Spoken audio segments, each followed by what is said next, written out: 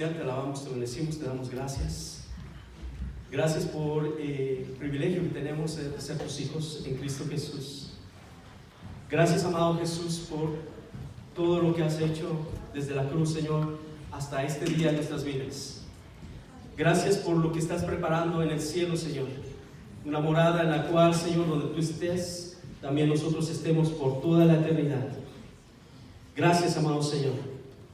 En el nombre de Jesús, ahora en este momento, concédenos sabiduría e inteligencia, y a través de tu Santo Espíritu también podamos ser hacedores de tu palabra, no tan solo oidores. Que podamos atesorar y podamos valorar cuán grande es tu nombre en nuestras vidas, amado Señor. Porque tú eres nuestro pastor, tú eres el que nos guía. Tú no nos has dejado solos, Señor, porque tú ascendiste y te has sentado a la diestra de la majestad. Pero tu Santo Espíritu está con nosotros hoy en día. Y es a través de tu Santo Espíritu que podemos tener comunión contigo, Padre, y con tu Santo Hijo. Es en el nombre de Jesús que oramos y damos gracias. Y la iglesia dice: amén, amén, amén. Dios les bendiga. Yo sé que ya andan cansados ya para ahorita, sobre todo aquellos hermanos que han trabajado desde esta mañana. Pueden sentarse, amados hermanos, pueden sentarse.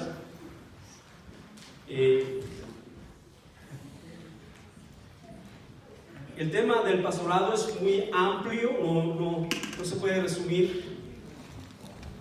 Como ya notaron la última vez que estaba mencionando las semanas del profeta Daniel, 70 semanas, es un tema amplio, no se puede hablar de todo el tema en una predicación ni en dos.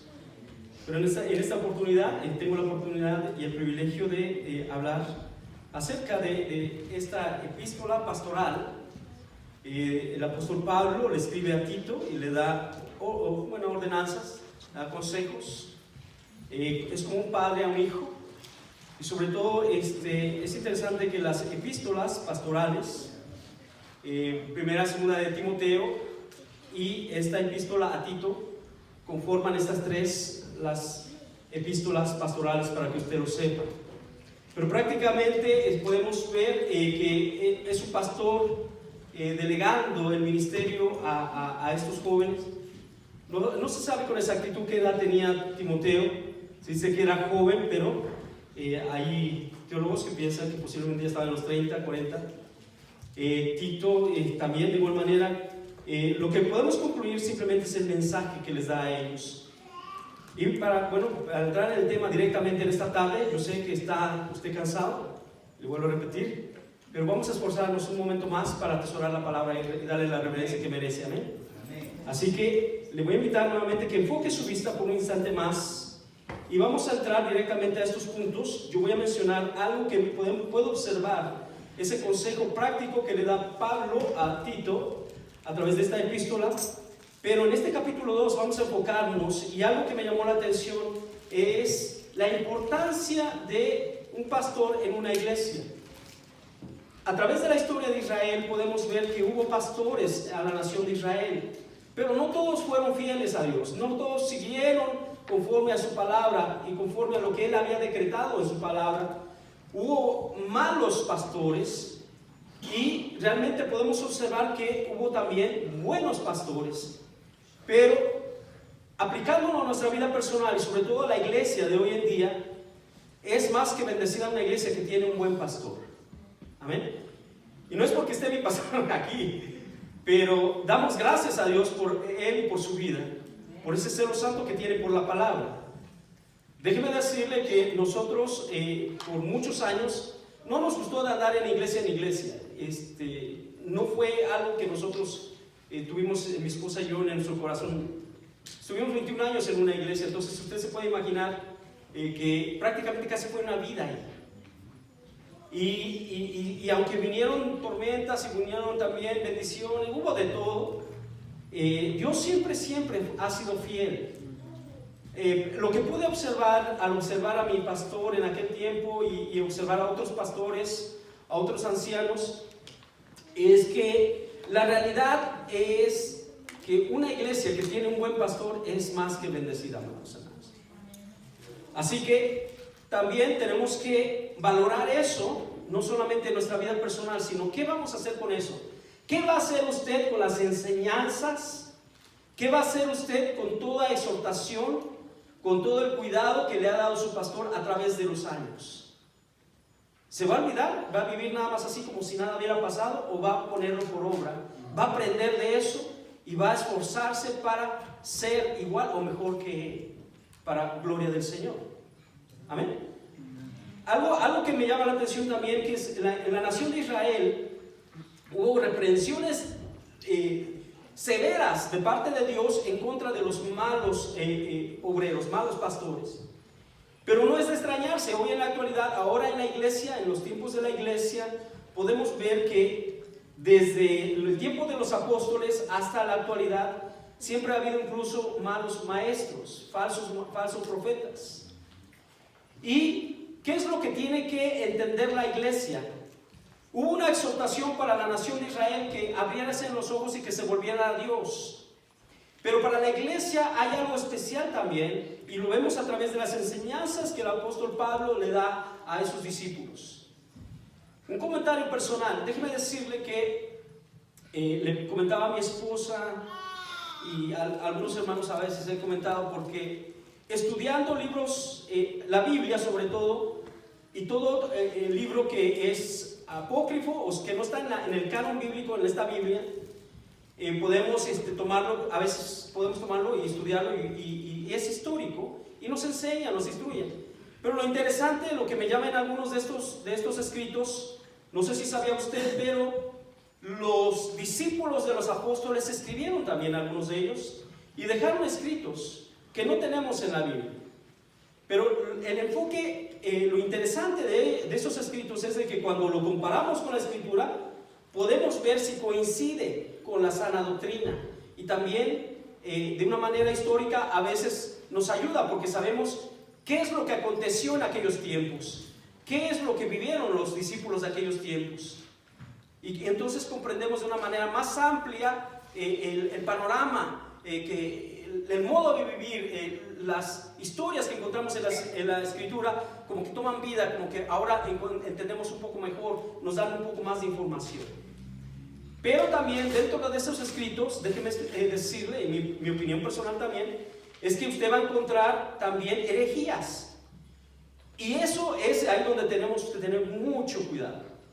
Y gracias a Dios de que muchos de esos libros prácticamente no lograron llegar a sobrevivir hasta nuestros tiempos, y algunos de ellos se mencionan en la misma escritura. Por ejemplo, el libro de Enoc. Ahora, no voy a entrar al tema, solamente lo estoy mencionando porque lo que me llama la atención es de que entre el primer siglo, el segundo siglo, yo veo que los discípulos de los apóstoles mantenían la misma enseñanza. Sí, hubo falsos maestros, ellos tuvieron que confrontar falsa enseñanza, sí, pero en sí, de una manera general, desde los apóstoles hasta el siglo III, podemos ver que continuaban la sana doctrina. Después del siglo III ya empezamos a ver que empezaron a entrar cambios drásticos a la doctrina, a la enseñanza de los apóstoles, y hasta la actualidad podemos ver, gloria a Dios, porque nos ha mantenido su palabra hasta nuestros días. Porque esta Biblia, la palabra, la copia de las escrituras que usted tiene con usted en este momento, pasó por tiempos a través de la historia en el cual muchos enemigos de Dios, ya sea en el gobierno o el mismo Satanás influenciando a gente, trataron de destruir las escrituras. Y es increíble que nosotros tengamos una copia, somos más que bendecidos, yo creo. Porque el ataque ha sido real. El odio de Satanás y el ataque que ha tenido estas muestras espirituales de maldad en las regiones celestes contra la iglesia es real. No se debe usted de extrañar, es algo que estamos viviendo. Pero el asunto es que Pablo estaba consciente de que vendrían tiempos en los cuales la falsa enseñanza podía entrar a la iglesia, y entonces él exhorta no solamente a Timoteo, a Tito y a todos los discípulos que él enseñaba, a que se apercibieran de aquellos tiempos que vendrían, pero que estuvieran listos para refutar toda falsa enseñanza. Es nuestra responsabilidad, mi manera de ver, que también, al igual que ellos, nosotros también tenemos que velar por la sana doctrina. Amén. Tenemos que ser celosos de la sana doctrina. Pero veamos lo que está diciendo en esta epístola pastoral, mencionan los teólogos. Nuevamente vaya conmigo ahí en el capítulo 2 y vamos a leer en esta tarde, vamos a estar aquí en este pasaje solamente de versículo 1 al 15. Hay más que podríamos mencionar, pero solamente por cuestión de tiempo voy a mencionar algunas cosas que están aquí simplemente. Pero antes de entrar, por ejemplo, al versículo 1, le voy a pedir que medite por un instante cómo es que Dios, a través de su palabra, le ha pastoreado a usted. ¿Cómo es que Dios, a través de proveer ministros a su vida, ha cuidado de usted? Lo ha guiado, lo ha instruido, lo ha animado, lo ha alentado en momentos difíciles. ¿Y cómo es de que ese cuidado lo enfoca para que vaya en camino hacia Dios? Conforme a la sana doctrina, al Evangelio de nuestro Señor Jesucristo. En una relación personal de tal manera que usted diga con toda honestidad en este momento: yo soy un siervo o una sierva de Jesucristo. ¿Cuántos podrían decirlo en este día? ¿Amén? Amén. Tenemos que decirlo con convicción. Así es. Cuando le pregunto a usted, ¿ama a Jesucristo? Tiene que haber una convicción. Amo a mi Señor. Él es el Rey de mi vida. Él es mi Redentor. Él es mi Salvador. Amén. No puede quedarse. Amén. Como si tuviera miedo que no escuchara al enemigo. No, que escuche al enemigo. Gloria a Dios. Amén.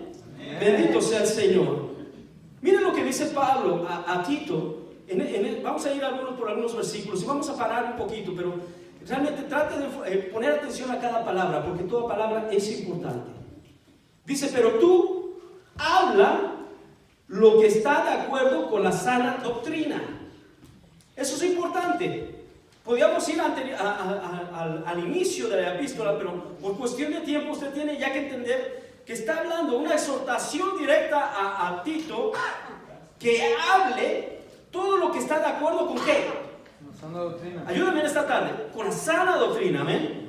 Entonces, no nada más escúchelo, sino dígalo, publiquelo, enséñelo. Así es. Versículo 2 dice: que los ancianos sean sobrios. Ahora, vamos a encontrar ustedes algo interesante. Hay unas palabras que van a resaltar. Pero fíjense bien, en este versículo 2, sean, manténganlo en su mente. Vamos a leerlo nuevamente. Que los ancianos, ¿qué? Sean sobrios, serios, prudentes, sanos en la fe, en el amor, en la paciencia. Todo eso, son varias cosas que podríamos parar en cada una de ellas.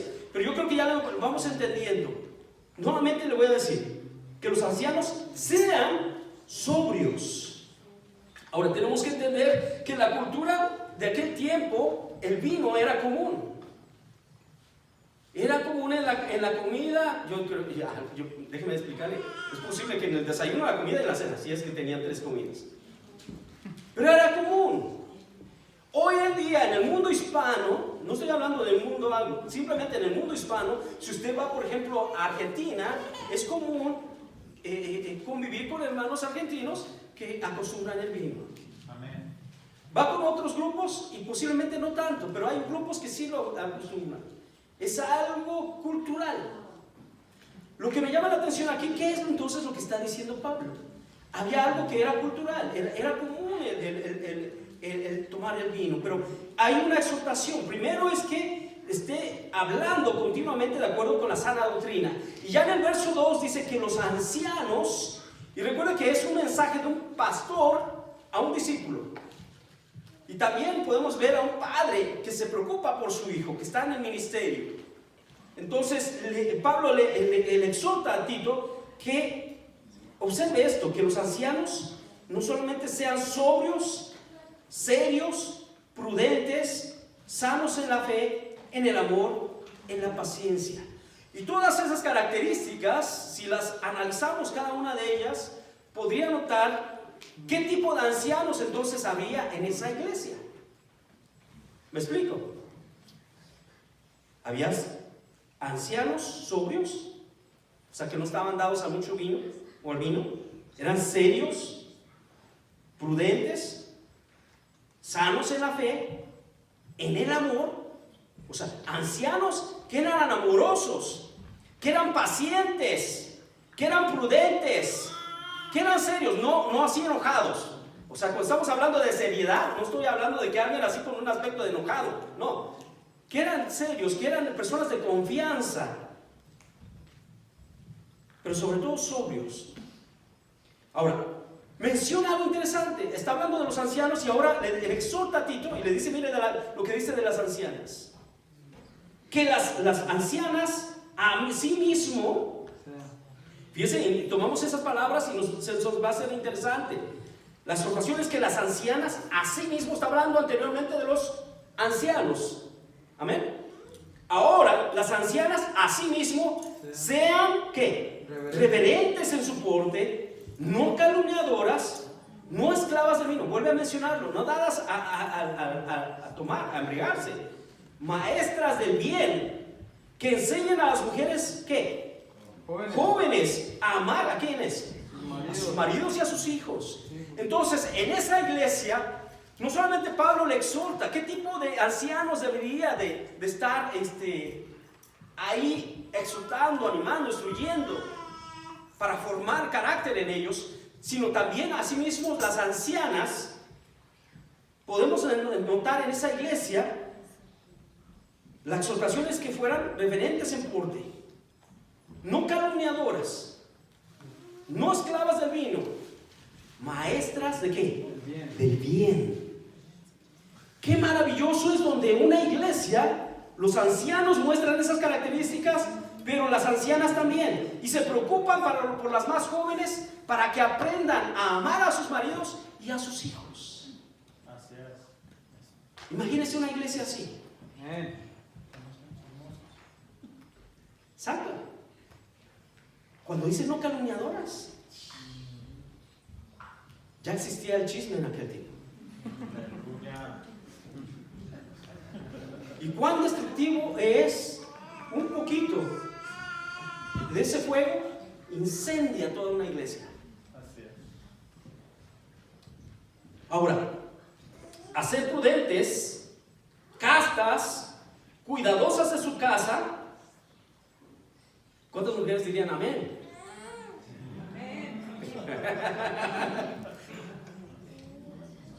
Buenas, sujetas a sus maridos, para que la palabra de Dios no sea blasfemada. En la actualidad, ahorita que mencionaba esto el hermano pastor, sin querer queriendo predicó, porque en la actualidad es el talón de Aquiles en muchas iglesias, enseñar a las mujeres a sujetarse a sus maridos.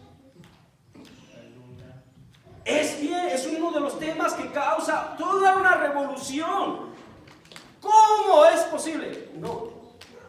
Menciona la escritura, y no voy a entrar al tema, no me voy a salir de él, pero menciona que nosotros maridos somos obligados a amar a nuestras mujeres, así como Cristo amó a su iglesia. Amén. Y las mujeres que se sujeten así como se sujetan a Jesucristo. Entonces, en ese punto vamos viendo, y déjame explicarle, si usted va notando, vaya prestando atención, ¿qué exhortación está dando este apóstol a su discípulo Tito? De esa manera, imagínense la iglesia que se va formando. Ancianos sobrios, amorosos, prudentes, serviciales, pasibles. Y las mujeres que estaban dispuestas, las ancianas, a enseñar a las jovencitas. A veces, no sé si sea cultural, pero ¿cuántas de las jovencitas les gusta aprender cocina de las mujeres que saben cocinar, de las mayores?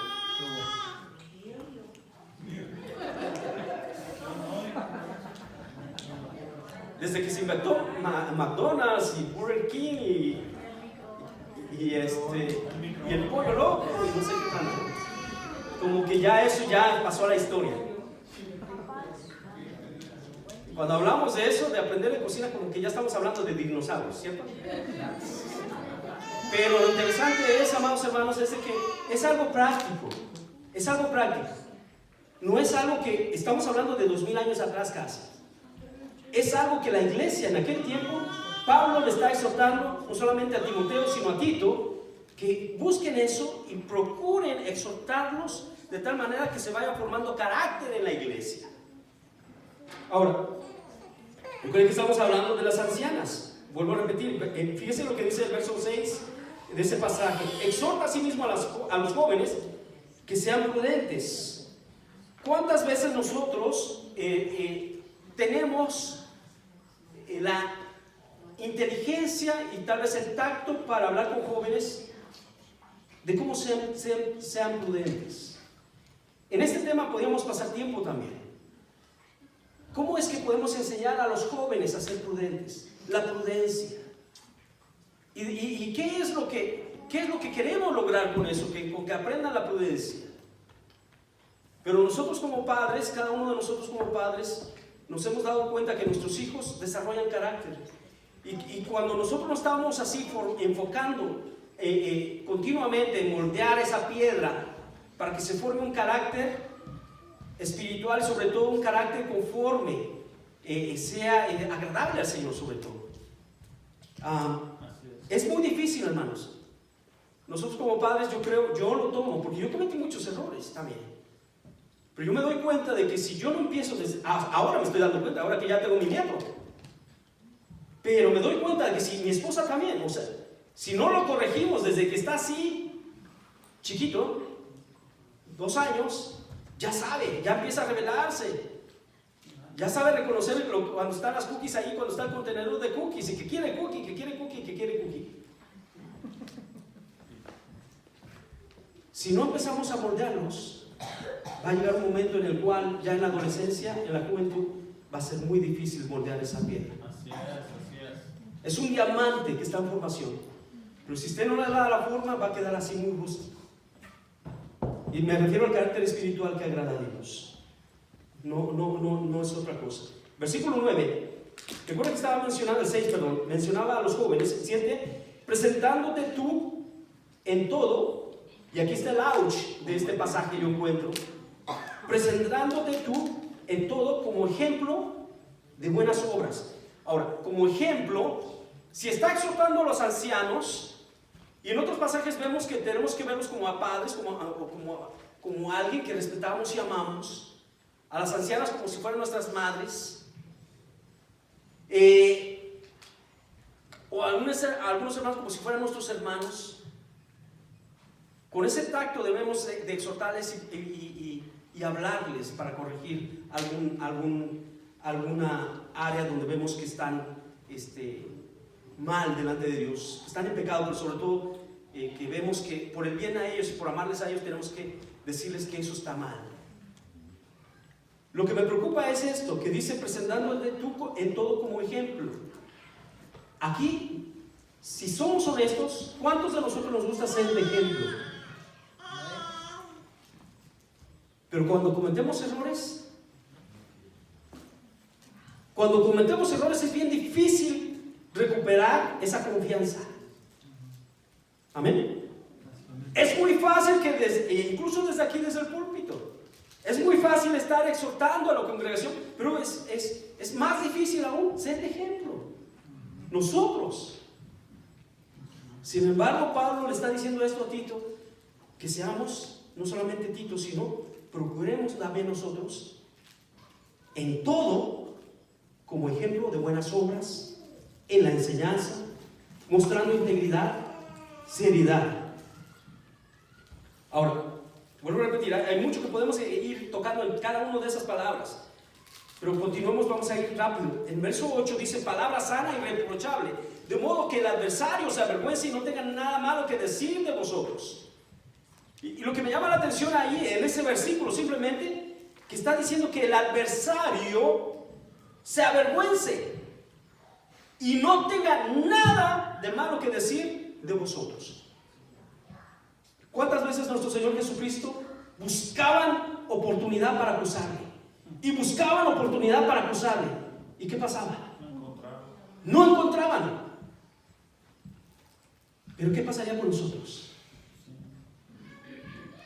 Si tuviéramos a un grupo así que está en contra de nuestra y que está buscando una oportunidad para encontrarnos en un pecado,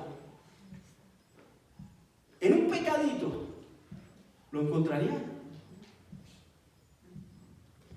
Si el mismo Satanás estuviera buscándonos detalles para acusarnos delante de Dios, le pregunto, ¿lo encontraría?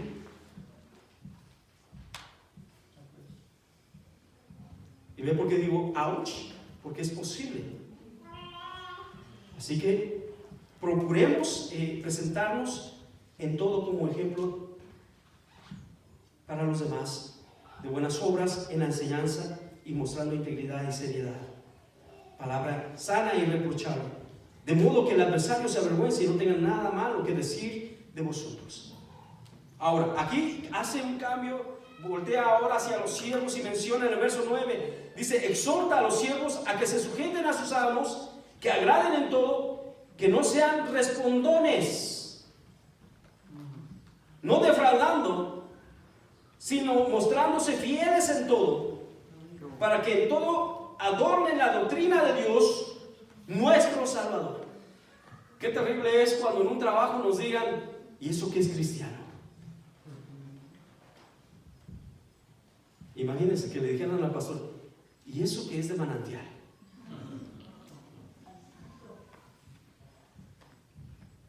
Bendito sea el Señor. Amén.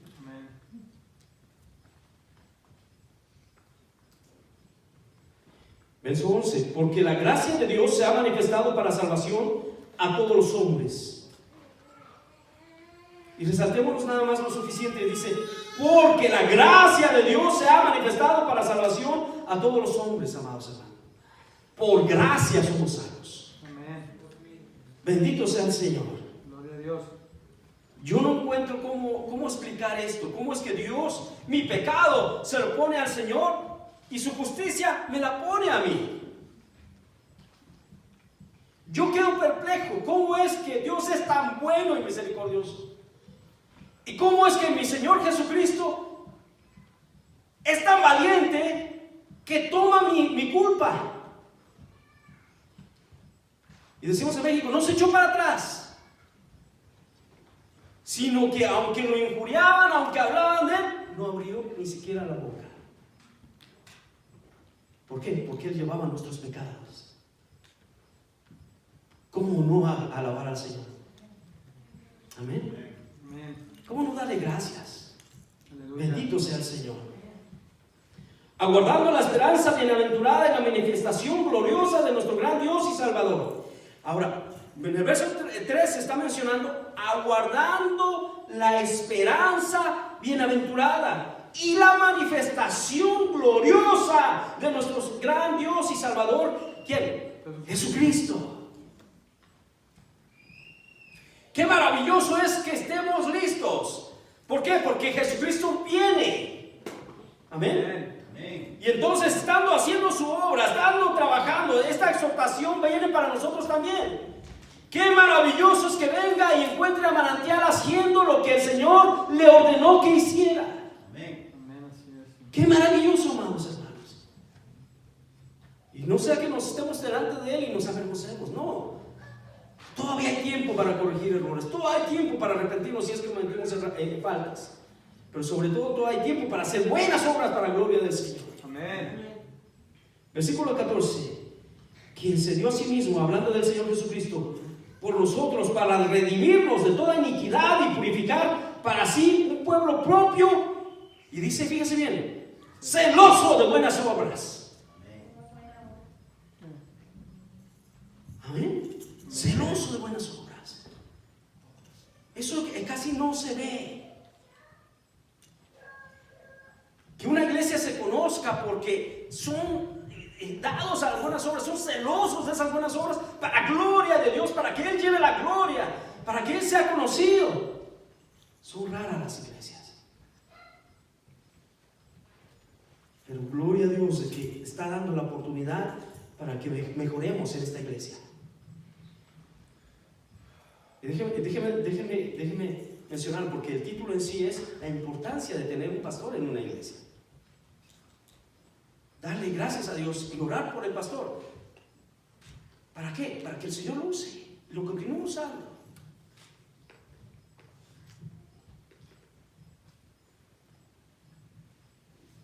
Y concluye con esto el versículo 15.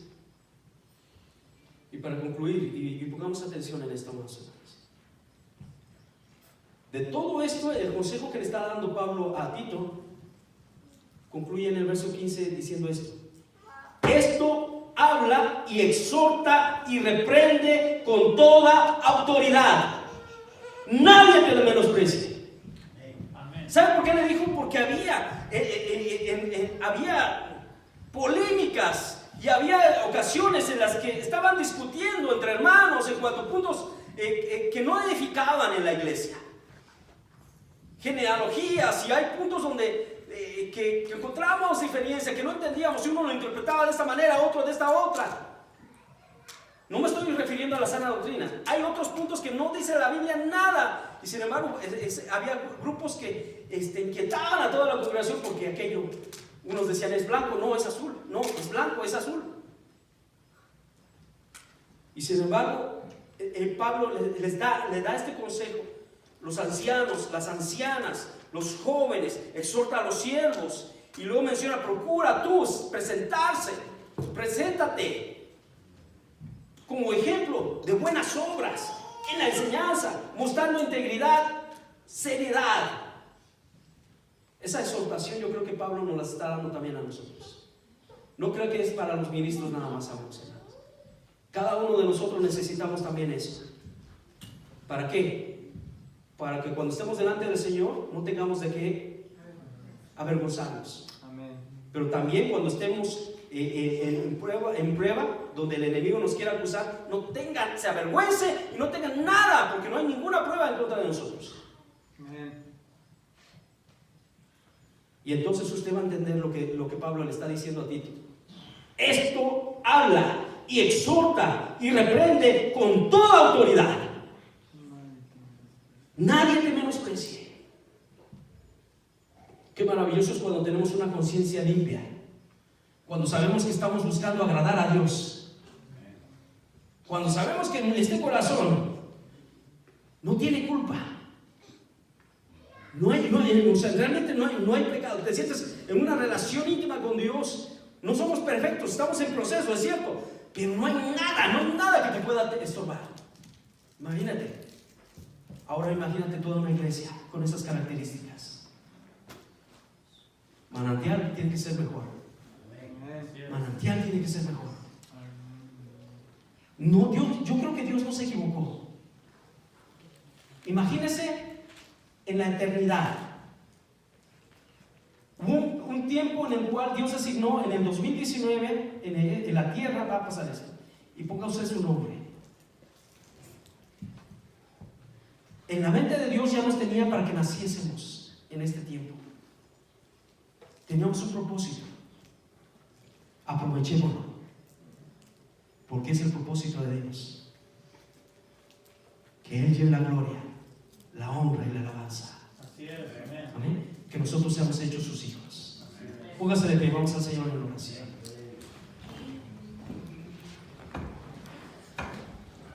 Amado Padre Celestial, te damos gracias por este día, gracias por lo que has hecho. Es en el nombre de Jesús que te damos gracias por todo lo que estás preparando en el cielo. No siendo merecedores, Señor, podemos reconocer que realmente, Señor, nadie se puede gloriar delante de ti. Es por ti, solamente por ti, es por causa de Jesucristo que nosotros podemos ser lo que somos hoy en día, tus hijos y tus hijas. Gracias, amado Señor, por Jesucristo. Gracias, amado Rey. A ti sea la gloria, la alabanza y la adoración. Al que está sentado en el trono y al Cordero, sea la gloria y el honor por los siglos de los siglos. Amén, amén. Dios les bendiga.